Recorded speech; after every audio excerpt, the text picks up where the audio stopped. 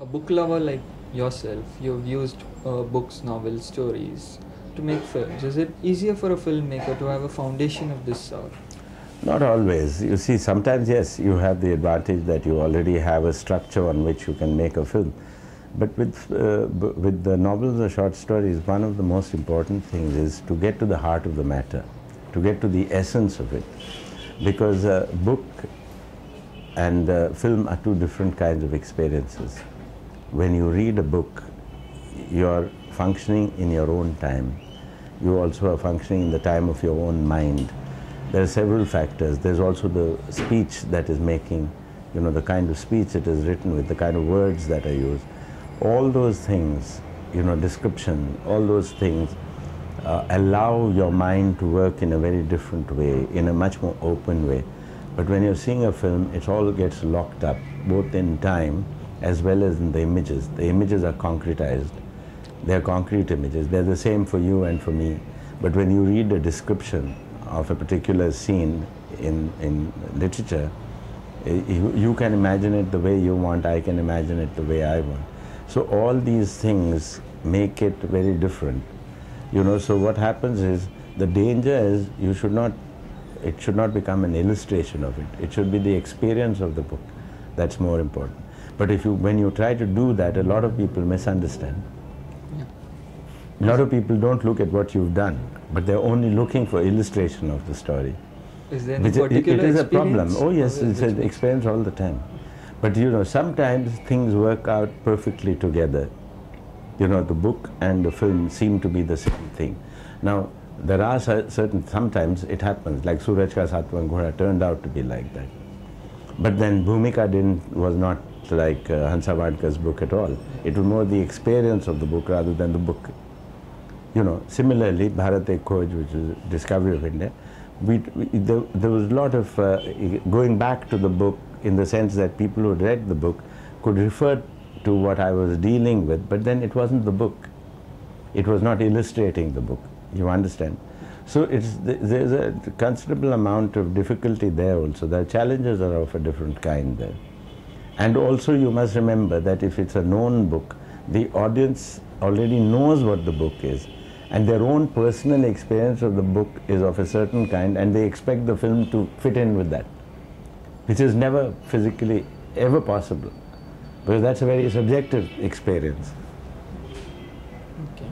Now coming to Junoon and Kalyug, it's not every film star who decides to make films which appeal to a different kind of audience. Now, how is it working with Shashi Kapoor? Oh, wonderful. You see, Shashi Kapoor, apart from being a very talented actor, was also a wonderful producer, superb producer. I mean, you couldn't ask for anybody better. That was one of the things, but also because they're so professional. You know, it's always a great pleasure when you have professional people who are actually producing your film. It's a tremendous advantage over the norm, you know, because if you have a non-professional, they don't really know the challenges you're undertaking, what you're trying to do, and so on and so forth. Not all, because they'll only be convinced when they see the final result. The process is not understood at all. So to me, that was a great experience. Both those films were a great experience, Junoon as well as Kalyug. It's a great pleasure also to work with people like Shashi Kapoor himself as an actor, as a producer, and Jennifer, his wife, was such a wonderful actress, and you know, I mean, superb, one of our best actresses, and everybody else who was in those two films, you know. Yeah, thinking of Kalyug, now there was Rekha, who was a big star, and you know, this image of which comes along with it. Was it difficult for you? You know, there is no difficulty in working with professional actors and actresses, and particularly talented ones. There's no difficulty. One of the things I remember about Rekha is that she is so quick, you know, she is so quick. She understands almost instinctively what you want of her. And in every area, dubbing, I've never seen anybody who dubs as brilliantly as Rekha. She's got a photographic memory, you know. Now these are things that they have developed, which is one of the reasons why they are such considered such great stars. Okay. Now, Bharat The Khoj was an enormous project which you handled quite successfully.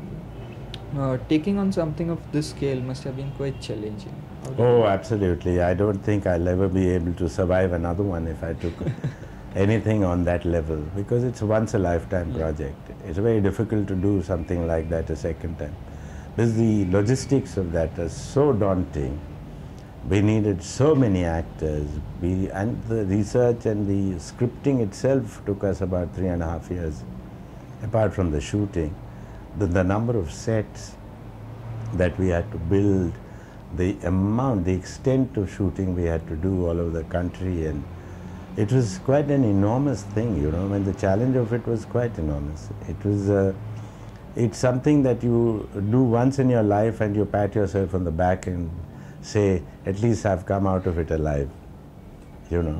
It's very difficult to do it a second time very quickly. Yes, one would love to do something like that again, I would. But then it's something that I would need a greater lead time now, you know, because it's a very, very exhausting thing. Okay. Presently, your Amravati Ki Kathai is on air. What attracted you to these tales? Well, you see, these are very charming stories. There are 100 stories there in that book, Amravati Ki Katha. It won the Sahitya Akademi Award when it was written. The writer unfortunately died before we actually started shooting. They are wonderful sketches, wonderful little stories about life in a small traditional Indian town, in a traditional temple town. You know, different professions, different kinds of people, their little quirks, you know, all this. And everything about them, the funny side of it, their sad side of their life, all that, you know, their little ambitions. And it gives you a picture of life in a small town, remembered by this man, where he was born in that town. The Shankaramanchi, who wrote the novel, was born in that town. I mean, who wrote the short stories, was born in that town, and he wrote about how he remembered that town and all kinds of characters that existed around him. And so I was very charmed by it, because, you know, it's, apart from being charming, they also are very insightful stories. They're very human stories. They're stories that tell you a great deal about life, particularly Indian life, you know, life in India. And it reminded me a lot of the kind of work that Bibhuti Bhushan Bandyopadhyay wrote in Bengali. You know, they're wonderful stories and wonderful characters created in these stories. That's what I found very attractive. Okay. Nowadays, you seem to be working with a different crop of actors. For instance, Rajit Kapoor, Farida Jalal. How is it when you compare Surekha them? Sikri. Yeah. Surekha, wonderful actress. Okay. How is it when you compare them to the, you know, what are called the greats of Indian cinema earlier, who you Well, worked with all? You see, if I could work with the actors I have worked with for so many years, I would love it. But they're also very busy. They can't always make the time. But the younger actors or the newer actors that I've been working with have also been wonderful. You know, that's why I always think that we have such a wonderful pool of talent in our country. How is your new ambitious project on Mahatma Gandhi's life in South Africa progressing? Well, you see, it takes a long time for projects like this to come together, but we are shooting the film this year. Okay. We hopefully should have the film ready by the end of this year. Things move a little slowly when you're doing collaboration projects, because it's South African Broadcasting Corporation, then NFDC here, you know, putting these things together. It's on behalf of the Government of India, it's NFDC, which is producing the film. So we have these things, and to put both these things together, eventually the film will be shot in South Africa altogether. These things take time. It's not an easy project. It took us about 2.5 years to do the script, to get a satisfactory script, and now, of course, we're putting the film together. It's based on a book again? No, it's not based on any single book. Okay. It's based on his life, his early life, from the age of 24 to the age of 45, which was the 21 years that Gandhiji lived in South Africa. And that's a crucial period of his life, because that is the period which made for the personal transformation of Gandhi. That was the period when the whole principles and processes of Satyagraha were not only evolved, developed, but also perfected. And also Gandhi's worldview and view of life and view of freedom and all these things developed, and he could formulate them. So when he came to India, he already was a Mahatma. Okay. Now I see that you've done quite a few historicals, and Bharat Ek Khoj, of course. Then you helped Ketan Mehta with the Sardar project, then Mahatma Gandhi that you're doing now. Then I made a biographical film on Nehru, don't forget that, a 3-hour film on Nehru. Okay. So is it more interesting, more exciting to, bring to life, true life, what has happened earlier? It is, reconstructing history is exciting in itself, and reconstructing history in cinema is fantastic because it takes you back to that period. It's almost as though you are reliving that period. It's like you're part, you've just been transported in time to a particular period, and you live like that, you think like that. It's wonderful. Junoon was like that for me also, like going back and living 1857, 1858. I used to think like that, when I was making that film. I used to feel that I was living in that time. It's wonderful. For a filmmaker to reconstruct history is wonderful. Now, Mammo opened the film festival. How does it feel to, be on a stage where an entire film festival is being opened, inaugurated, with your film as the first one? Well, this is not the first time. Junoon had opened the International Film Festival in the year 1980, January 1980. Junoon inaugurated the International Film Festival. So this has not been the first time for me. But it's very exciting to have it opened at the Brabourne Stadium and to have had a very good response to the film. Obviously, it's very, very exciting, very satisfying, very heartening, very pleasing, all these things. Yeah. Okay. Now, one last question. Does even a director of your caliber and position have to face budgetary constraints? With me, all the time. Because the kind of films I make are considered high-risk ventures. So first of all, I don't get too many people putting money into my films. So that being the first problem. The second is when they do put money, they're very tight about it, and so, which means that I have to think in terms of projects that don't cost very much money.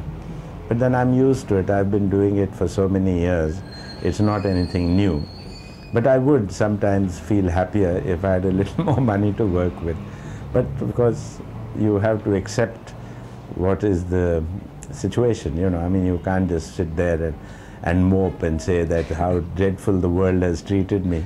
Because I don't believe that's true. One should recognize that the kind of films I want to make, they are considered high risk. So naturally, people are not just going to be so easy and give me as much money as I want. They are going to be, they have to think practically about these things. But as I said, I also sometimes feel that how much better it would be if I had a little more money to work with than what I normally get. One last one more. Are there any other new future projects in the near future that you're planning? Yes, I will be doing a couple of projects. I'm at the moment on work on a pilot for a television series. I shan't go into details of this at the moment. Let my pilot be ready. Then I'm working on a film project. In fact, I'm working on 2 film projects. One of them I will be doing soon after Gandhi is over, and the other one after that. So yes, but then I'm always working on different projects, but that's what I'm supposed to be doing. Okay. Thank you, Mr. Mehta. Thank you.